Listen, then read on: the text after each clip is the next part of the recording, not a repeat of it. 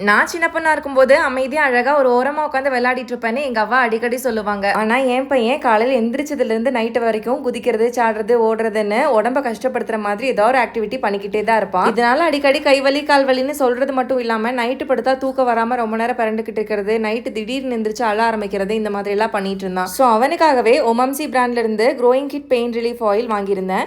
இது பெரியவங்களுக்கு யூஸ் பண்ற மாதிரியான பெயின் ரிலீஃப் ஆயில் கிடையாது. கிட்ஸ்க்கு வர மசில் பெயின்காகவே இதை ஸ்பெஷலா ரெடி பண்ணியிருக்காங்க. இதுல soya oil, wintergreen oil, eucalyptus oil, vitamin A, E oil, இந்த மாதிரி பல வகையான நேச்சுரல் இன்கிரீடியன்ஸ் மட்டும் தான் ஆட் பண்ணியிருக்காங்க. ஸோ யோசிக்காம குழந்தைங்களுக்கு யூஸ் பண்ணலாம். இப்போ ஸ்கூல் போக ஸ்டார்ட் ஆனதுலேருந்து ப்ராப்பரான ஸ்லீப்பிங் ஹேபிட் சுத்தமாக கிருஷிவுக்கு கிடையாது. ஸோ கரெக்டான டைமுக்கு தூங்கணும் அப்படின்றதுக்காக இந்த ஒரு ஸ்லீப் பாமும் கூடவே வாங்கியிருந்தேன். இதுலயும் பார்த்தீங்கன்னா B wax, olive oil, coconut oil, castor oil, இந்த மாதிரி இன்கிரீடியன்ஸ் தான் இருக்கு. செஸ்ட் அண்ட் ஃபீட்ல இந்த மாதிரி மசாஜ் கொடுத்து தூங்க வைக்கும் போது வித்தின் 5 மினிட்ஸ்லேயே குழந்தைங்க தூங்கிடுறாங்க. இந்த ப்ராடக்ட்ஸோட லிங்க் வேணும்னா லிங்க் கமெண்ட் பண்ணுங்க, சென்ட் பண்றேன். பாய்.